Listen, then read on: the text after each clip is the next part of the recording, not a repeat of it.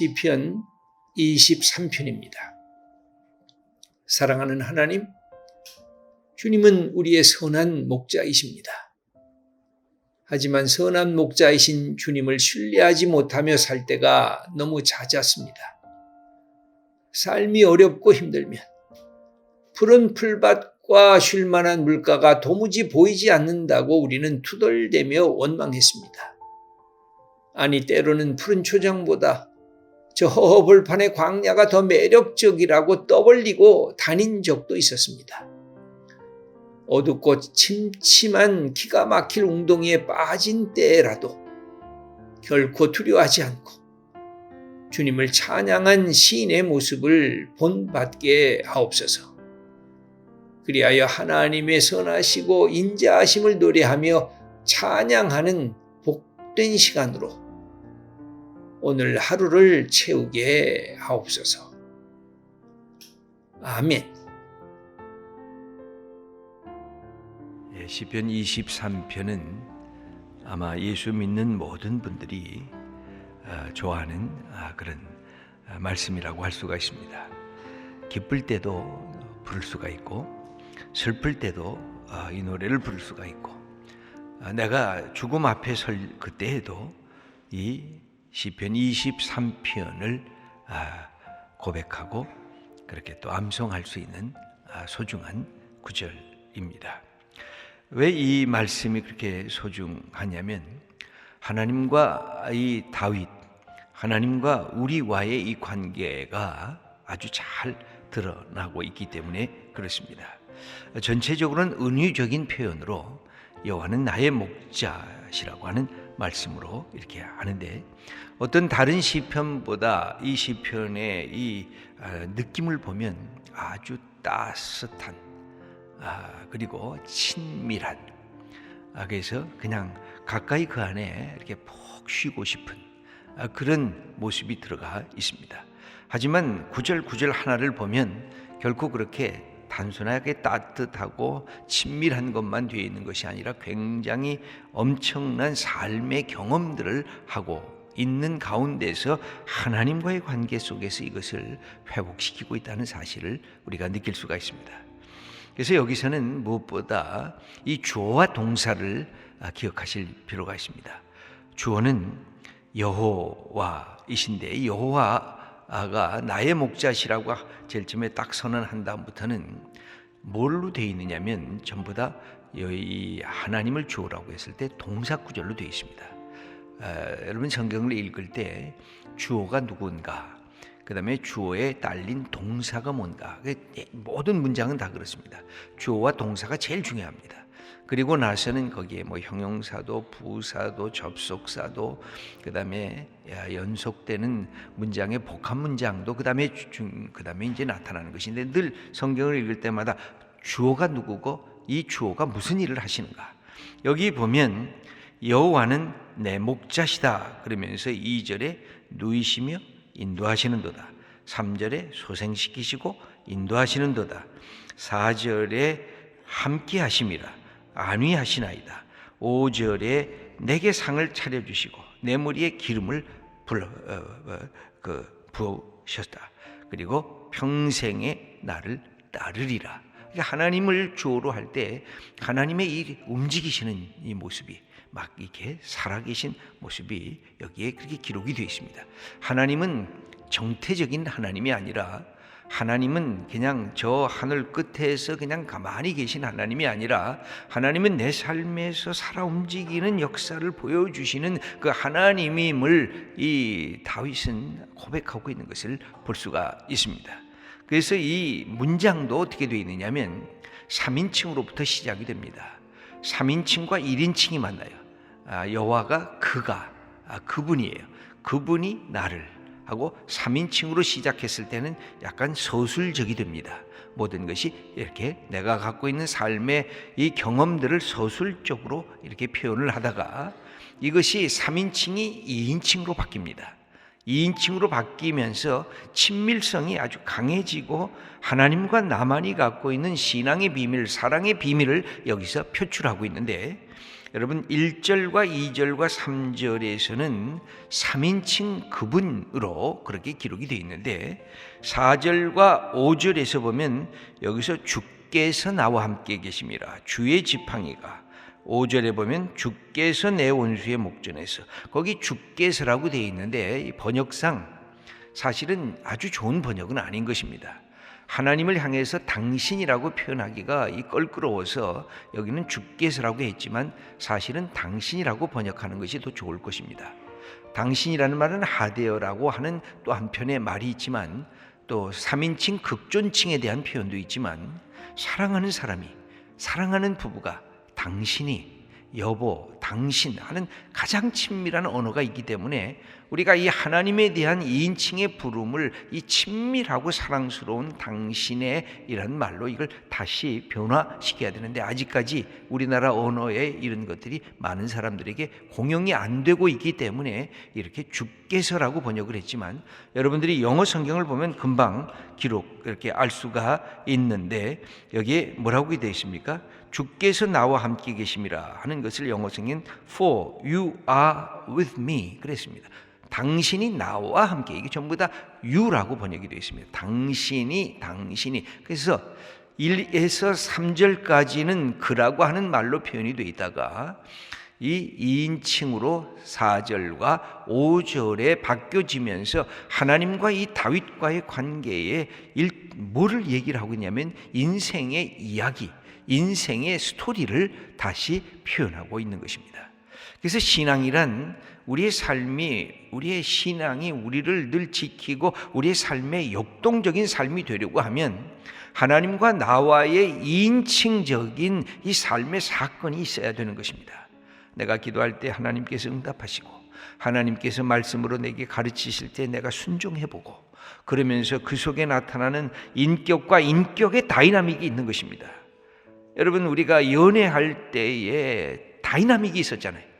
여러분 부부로서 살 때도 평생 사랑하면서 살려고 하면 다이내믹이 있어야 돼요.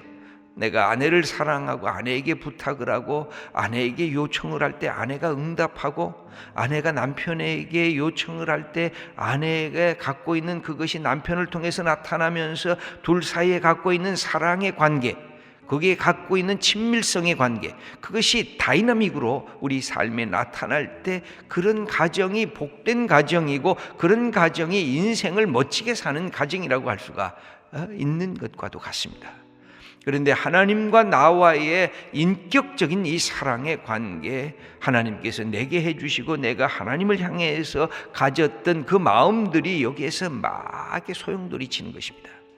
그래서 다윗의 생을 보면은 그는 하나님을 교리적으로 하나님은 하늘에 계시고 하나님은 삼위일체 하나님이시고 하나님은 어떤 분이시고라고 하는 객관성에 멈춰서지 않았습니다. 이 객관성이라는 게 굉장히 중요하거든요. 객관성이 없이 주관성이 있는 것은 그것은 허상인 것입니다. 그러나 객관성이 있으면서 주관성이 있는 것은 강력한 힘을 갖게 되는 것입니다. 주관성만 있어도 안 되고 객관성만 있어도 안 되고 기독교 복음이라고 하는 것은 하나님께서 주신 이 땅에 객관적으로 하나님이 어떤 분이심을 표현하는 동시에 그분이 우리 믿음의 사람들의 삶에 어떻게 역사했는가 나와의 이 관계 1인칭 2인칭의 이 관계성 속에서 표현을 하는 것입니다. 그러므로 여기에 1절, 2절, 3절은 이제 그라고 하는 그분이라고 하는 3인칭으로 되어 있는데 한번 우리 함께 읽어보도록 하겠습니다. 1절 먼저 읽겠습니다. 여호와는 나의 목자시니 내게 부족함이 없으리로다. 여기 하나님을 목자라고 했으니까 나는 그의 양인 것이 틀림이 없습니다. 그래서 하나님은 목자시고 나는 양이라서 이것은 은유적으로 하나님과 나와의 관계를 표현하고 있는데 성경을 보면 이 하나님을 목자라고 하는 표현들이 창세기, 시편, 이사야서, 에레미야서, 미가서 이런 데 계속해서 나옵니다. 하나님은 목자시라는 겁니다. 이스라엘 백성을 목자처럼 했는데 그 중에 대표적인 것을 보면 이사야 40장 11절을 보면 그는 목자같이 양떼를 먹이시며 어린 양을 그 팔로 모아 품에 안으시며 젖먹이는 암컷들을 온순히 인도하시리로다. 하나님을 목자라고 이사야 40장에 그렇게 표현하고 있습니다. 그래서 하나님께서 그 양을 하는 것인데, 이것은 이스라엘 백성들이 갖고 있는 하나님이 보이지 않는 하나님을 어떻게 구상화, 어떻게 그림 언어로 바꿀 수 있겠는가에 대한 그 하나님에 대한, 그럼 하나님이 목자 그 한 상만 있느냐, 그런 건 아니지 않습니까? 하나님의 그 크신 모습 중에 한 부분이 목자와도 같다는 것입니다. 그 속에서도 엄청난 하나님의 그 사랑과 하나님의 인격과 하나님의 성품을 우리가 추출해 낼 수가 있다고 하는 말씀입니다. 그래서 여기에 하나님은 그의 목자처럼 내게 다가와서 나 양을 인도할 때 양이 어느 길로 갈까를 양이 제대로 모른다는 거죠. 이 세상의 동물 중에 가장 미련한 동물을 양이라 그러지 않습니까? 근시안이어서 멀리 보지도 못하고 이 등치가 그냥 뒤뚱뒤뚱해서 빨리 달릴 수도 없고, 그런 양, 생각이 모자란 그것이 가장, 그러나 양은 또 순해가지고 이 주인의 말씀에 잘 또 복종하는 그런 경향들이 있는데, 양도 가끔은 들이받기도 하는데, 이 양은 자기의 능력으로 살지 못하는데 하나님께서 이 목자가 되셔서 양을 인도하게 됐을 때 부족함이, 내 인생에 부족함이 없었다는 것이, 이 부족함이라는 것은 영적으로나 육적으로나 자기의 삶의 모든 부분들을 다 총괄적으로 표현하는 그런 말씀이라고 할 수가 있습니다. 그래서 그것을 먼저 육체적인 그런 삶의 이야기를 2절에서 하고 있습니다. 읽겠습니다. 그가 나를 푸른 풀밭에 놓이시며 쉴 만한 물가로 인도하시는도다. 여기서 그라고 되어 있죠. 영어 성경에도 he라고 되어 있습니다. 3인칭입니다. 그래서 그가 나를 푸른 풀밭에 꼴을 먹여주시고, 그 다음에 쉴 만한 물가로 가서 목마른 것을 해갈시켜주는 내 삶의 육체적이고 건강에 대한 것도 하나님께서 나를 이끄셨기에 이만큼 여기까지 오게 하셨다는 것입니다. 그런데 그것뿐만 아니라 내 영혼과 내 마음도 생명의 사건을 경험하게 하셨는데, 3절 말씀을 읽어보겠습니다. 내 영혼을 소생시키시고 자기 이름을 위하여 의의 길로 인도하시는도다. 내 영혼을 매일매일 살아나게 한다는 것입니다. 우리가 이 아침마다 주의 말씀을 들으면서 하나님 앞에 우리가 기도하고 감사해야 될 것은, 내 영혼이 어제의 우울함과 어제의 어둠 속에 죽음으로 향하고 있었던 내 생각들을 뒤집어 놓으시는 하나님, 생명을 향해서 가게 하시고 내 속에서 소망을 향해서 가게 하시고 내 안에서 하나님이 주신 약속을 붙잡고 가게 하셔서 내 영혼을 소생시켜 주시는 하나님을 찬양, 우리가 하는 것입니다. 그런데 그분은 우리를 어떻게 인도하시느냐? 당신의 이름을 위하여. 이것은 매우 중요한 것입니다. 하나님이 당신의 이름을 걸고, 여러분, 우리 아버지 어머니들이 자녀를 키울 때, 야, 내가 아버지의 이름으로 너를 내가 정말 잘 키우겠다, 내가 너를 돌아보겠다, 내가 어머니의 이름으로 내가 너를 이끌어 가겠다. 이게 아버지의 이름, 어머니의 이름 아니에요. 이게 우리가 갖고 있는 하나님이 당신의 이름을 걸고 우리를 의로운 길로, 하나님께서 당신과 함께 하시는 그 길로, 이 의롭다는 것은 하나님과 함께 하신다는, 그러니까 우리가 하나님 앞에서 믿음을 갖게 될 때 하나님의 의를 받게 되는데, 하나님과 동행하는 길로 우리를 인도하시겠다고 하는 뜻입니다. 그래서 4절 이제 2인칭으로 하나님의 이 칭호가 바뀌어집니다. 그가 아니라, 그분이 아니라 바로 당신입니다. 이 4절 말씀을 함께 읽겠습니다. 내가 사망의 음침한 골짜기로 다닐지라도 해를 두려워하지 않을 것은 주께서 나와 함께 하심이라. 주의 지팡이와 막대기가 나를 안위하시나이다.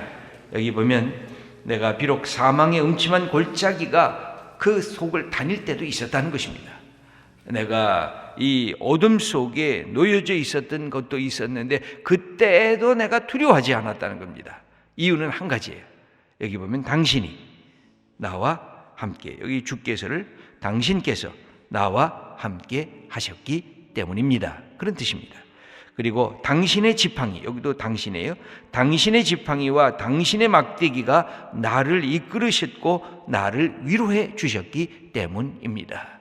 여기에 지팡이와 막대기라고 하는 것은 길을 인도하는 것과 적들로부터 또 동물들로부터 보호하는 그런 하나님의 도우심을 갖고 내가 위로를 받았습니다 하고 자기 생에 이끌어 주시는 이 이야기를 하고 있습니다. 5절 말씀을 읽겠습니다. 주께서 내 원수의 목전에서 내게 상을 차려주시고 기름을 내 머리에 부으셨으니 내 잔이 넘치나이다. 원수들이 있었습니다. 나는 그냥 내 인생을 그냥 매일 그냥 탄탄한 대로만 걸은 것이 아니라 내가 조롱과 비난과 원수의 그 모든 협박과 공격에 놓여져 있었던 적도 있었다는 것입니다. 그때 하나님께서 어떻게 하셨습니까? 당신께서 어떻게 하셨냐면 여기도 당신께서입니다. 내 원수의 목전에서 내게 상을 베푸셨어요. 나를 초대하셨어요. 그것도 고귀한 그런 사람으로 나를 초대했어요. 여러분, 이 식탁에 우리가 함께 초대받고 함께 식사를 나누는 것, 그게 가정 아니에요. 가장 소중한, 여러분 식사를 함께 나누는 가정, 그게 굉장히 소중한 겁니다. 하나님께서 그 원수의 목전에서 하나님이 초대를 하셨어요. 그래서 어떻게 했어요? 내 머리에 기름을 부어주셨어요. 하나님의 사람이라고 인쳐주셨어요. 그랬더니 내 잔이 넘쳐났습니다. 여기 보면 이 하나님에 대한 칭호도 중요하지만 누구에 대한 칭호도 중요하면 나에 대한 칭호도 중요해요. 1인칭 단수예요. 그래서 내게 부족함이 없다. 나를 푸른 풀밭에 누이셨다. 내 영혼을 소성시키셨다. 나를 안위하셨다. 내가 두려워하지 아니했다. 그리고 내게 상을 베풀었다. 내 잔이 넘쳐 흘렀다. 내 영혼이 하나님을 생각하면 만족스러웠다는 것입니다. 그래서 내 영혼에 이 충만한 기쁨이 넘쳐 흐르게 되었다. 6절 말씀을 읽겠습니다. 내 평생의 선하심과 인자하심이 반드시 나를 따르리니 내가 여호와의 집에 영원히 살리로다. 내 목표는 하나님의 집에 하나님과 함께 사는 것입니다. 그런데 그때에 하나님께서 내 평생에 나를 인도하실 것이 있습니다. 뭘까요? 선하심과 인자하심. 여기에 보면 이 두 가지 이 말은 선하시다고 하는 것은 어디에 처음 나옵니까? 하나님이 하늘과 땅을 만드시면서 참 좋구나. 히브리어로는 토브라고 하는데 좋구나. 굿 하는 그것이 하나님의 창조적인 선하심이 내 인생에 함께 한다는 겁니다. 그 다음엔 여기 인자하심은 늘 말씀하는 히브리어로 뭘까요? 헤세드라고 하는 것. 언약적인 사랑. 그러니까 하나님이 창조의 아름다운 선하심과 하나님이 나를 구원하시고 이끌어 주시는 언약적인 사랑의 지속성이 내 인생을 함께 동행할 거라는 것입니다. 그러므로 내가 하나님의 집에 나는 찬양하며 하나님을 사모하며 내 인생을 살아가겠습니다 하고 이 시인은 고백하고 있습니다. 이 다윗은 하나님과의 사랑의 이야기들을, 신앙의 이야기들, 신앙의 비밀, 사랑의 비밀을 자기 인생 속에 갖고 있었던 사람이었습니다. 여러분, 그래서 신앙이란 뭘까요? 내 인생에 믿음의 이야기들을 만들어가는 것입니다. 내 인생에 하나님과 더불어 갖는 사랑의 이야기들을 다른 사람은 다 알지 못하지만 나만의 이야기들을 만들어가는 것, 그게 바로 이 신앙이라고 할 수가 있습니다. 다윗이 우리의 신앙의 선배에 있는 것이 바로 그런 것입니다. 하나님 사랑하면서 자기 인생에 하나님과 자기와의 갖고 있었던 그 모습을 그의 고백으로 하나님 앞에 드리는 것이 바로 다윗의 모습입니다. 시편 23편은 그래서 여러분들이 늘 마음속으로 외우셔도 좋고 아무 때나 이 말씀을 통해서 하나님이 내게 주신 이 축복의 역사를 어떻게 내가 나만의 스토리로, 다윗은 다윗의 이야기로 이렇게 썼지만 여러분, 우리는 나 자신의 이야기로 이것을 어떻게 만들어 갈까 하는 것을 우리 한 분 한 분 평생에 하나님과 나만의 신앙의 이야기들을 만들어가는 복된 성도님들 다 되시기를 축원합니다.